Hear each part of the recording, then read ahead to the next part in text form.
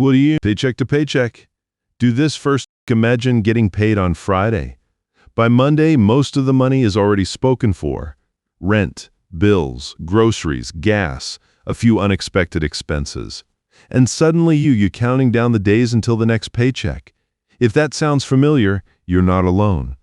A lot of people think the solution is making more money. And while increasing your income can absolutely help, there's something even more important you need to do first. Because if you skip this step, even a bigger paycheck can disappear, quickly. Today we're going to talk about the first thing you should do if you're living paycheck to paycheck, and why this one change can completely transform your financial future. The real problem isn't always your income. When people are struggling financially, the first thought is usually, I didn't need to earn more. And sometimes that's true. If you're working hard and your income simply isn't covering basic living expenses, earning more can take a huge difference. But there's something interesting. There are people earning $40,000 a year living comfortably. And there are people earning $100,000 a year who are stressed about money every month. The difference often isn't income, it's awareness.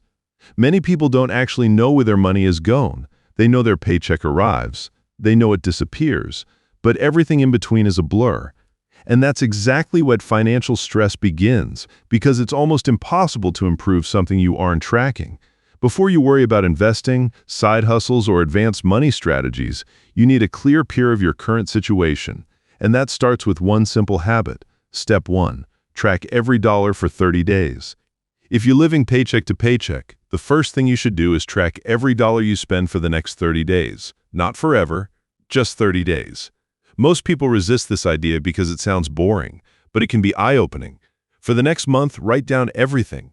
Every bill, every coffee, every subscription, every online purchase, every trip to the convenience store, everything. You can do an app, a spreadsheet, or even a notebook. The method doesn't matter, the awareness does. Here's why. Imagine checking your spending after 30 days and discovering you spent $150 on food delivery, $80 on subscriptions you barely use, $120 on impulse purchases, $90 on convenience store snacks. Suddenly, you're looking at hundreds of dollars that seemed invisible before. And that's what change becomes possible, because now you're working with facts instead of guesses. Why most budgets fail. Here's when many people make a mistake. They immediately create a strict budget. No eating out, no fun, no entertainment, no flexibility. Then 2 weeks later, they give up. Not because budgeting doesn't work, because the budget wasn't realistic. A budget should reflect real life, not a fantasy version of yourself. Tracking your spending first helps you build a budget based on reality. You see your actual habits, your actual expenses, your actual challenges. Then you make adjustments that are sustainable. Maybe you don't need to eliminate restaurant spending completely. Maybe reducing it by half would already free up an extra $100 or $200 each month. Small changes are often easier to maintain than extreme ones, and consistency beats perfection every time. Build a tiny emergency fund. Once you've tracked your spending and identified a little extra room, here's the next priority. Start a small emergency fund. Notice I said small. A lot of people hear financial advice about saving 3 to 6 months of expenses and immediately feel overwhelmed. That's a great long-term goal. But if you're currently living paycheck to paycheck, don't start there. Start with your first $500, then $1,000. Why? Because emergencies happen whether you're prepared or not. The car needs repairs, a tire blows out, a medical bill arrives, the water heater stops working. Without savings, these situations often end up on a credit card. That creates even more financial pressure.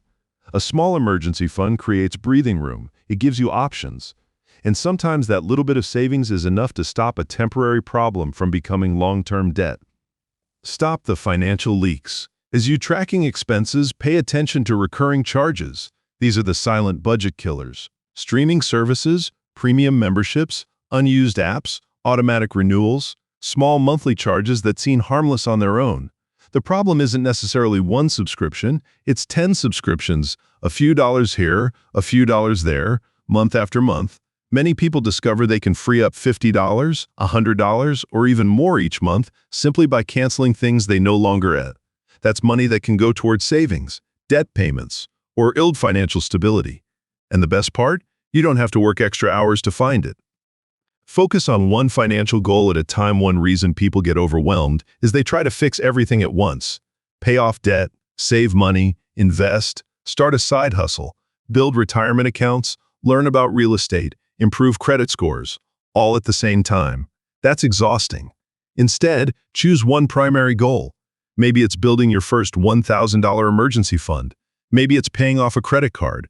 Maybe it's creating your first work budget. Focus your energy there first. Progress creates momentum. Momentum creates confidence.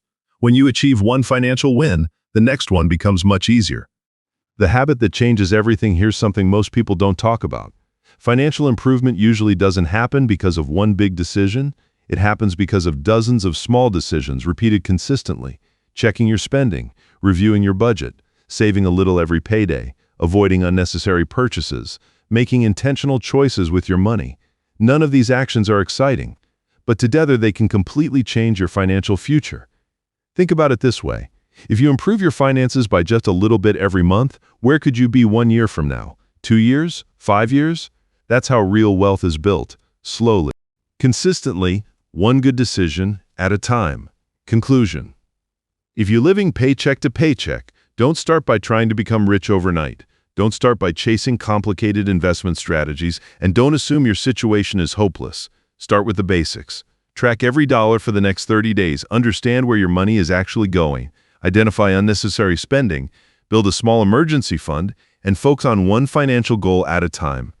These steps may seem simple, but simple doesn't mean ineffective. In fact, these are the same foundations that help many people move from financial stress to financial stability.